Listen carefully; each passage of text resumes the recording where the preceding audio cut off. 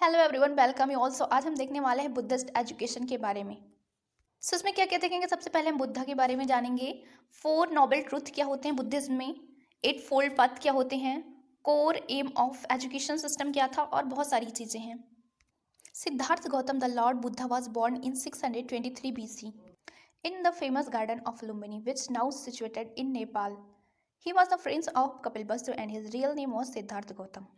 सो भगवान बुद्धा यानी कि सिद्धार्थ गौतमा इनका पहले नाम था, जो कि इनका जो बर्थ प्लेस है वो कहाँ है, ये है नेपाल में, जो कि लुम्बिनी में एक फेमस गार्डन है, वहाँ पे हुआ था 623 BC में। He was the prince of Kapilavastu and his real name was Siddhartha Gautama. तो ये कहाँ के प्रिंस थे, तो ये कपिलवस्तु के प्रिंस थे और इनका जो रियल नेम था वो था Siddharth Gautama. He became Buddha after he got some enlightenment when he was sitting within a tree. The period between 600 BC and 1100 AD.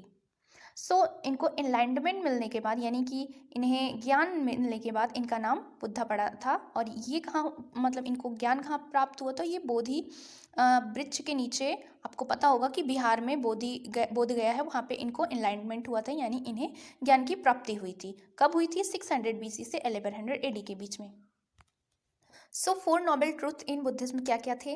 Life is full of sufferings, the cause of suffering is desire, the end of suffering is possible, the end is possible by following 8 path। अब देखिए Nobel 4 क्या क्या थे। तो पहला तो ये जो लाइफ है ये सफरिंग से है, मतलब कि इनमें दुख है।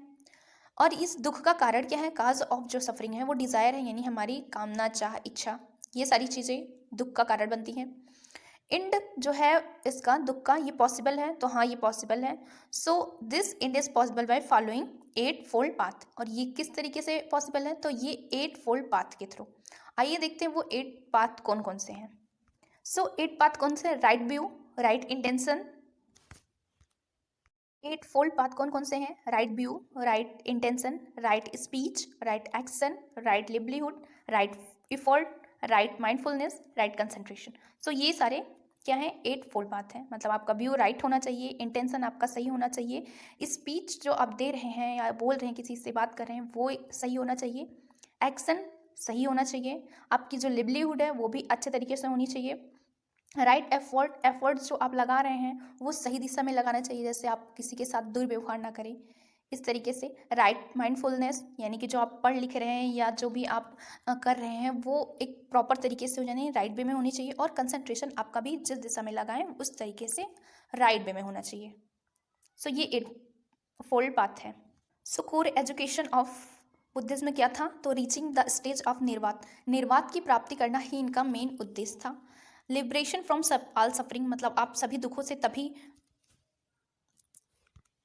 छुटकारा पा सकते हैं जब आप 8 फोल्ड पाथ को क्या करेंगे? उसे ग्रहण करेंगे और उसी रास्ते पे चलेंगे। So liberation from all suffering through liberation from desire and greed by following 8 fold path. Buddhism was against the concept of reincarnation chain and they believe there is no need for reincarnation if human being reach nirvat in present life। तो उन्होंने ये बोला था कि अगर आप निर्वात की प्राप्ति कर लेंगे तो आपको कोई ज़रूरत नहीं है पुनर्जन्म की।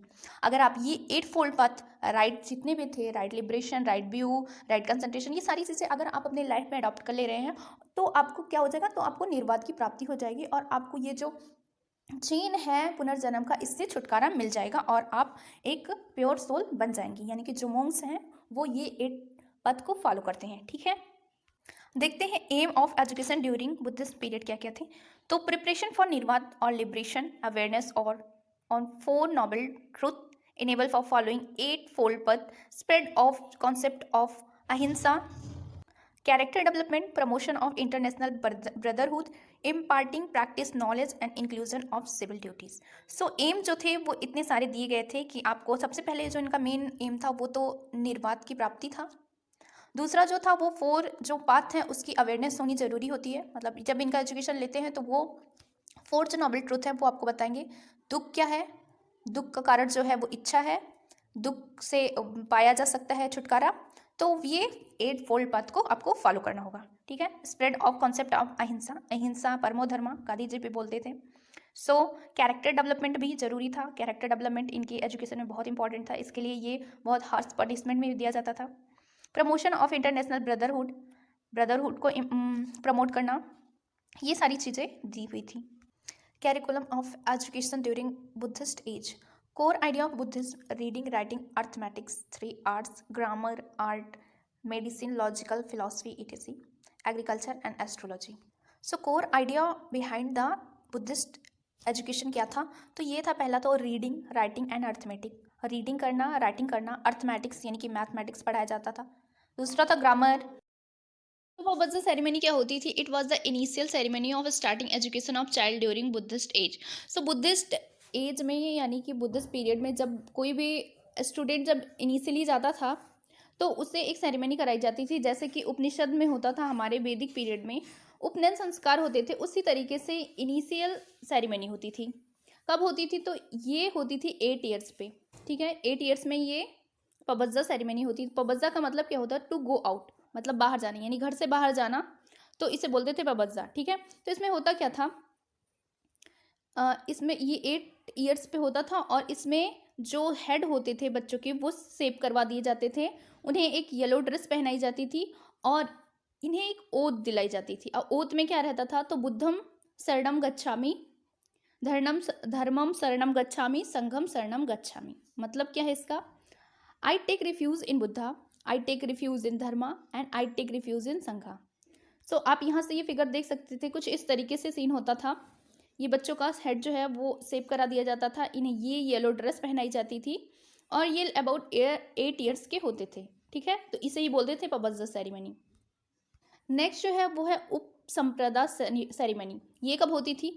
तो जब हायर एजुकेशन बच्चों को मिल जाता था, यानी कि 20 ईयर्स पे, तो ये क्या होता था? तो इन्हें एक मॉन्क की ट्रेनिंग दी जाती थी। ये एक तरीके से एंट्रेंस एग्जाम होता था।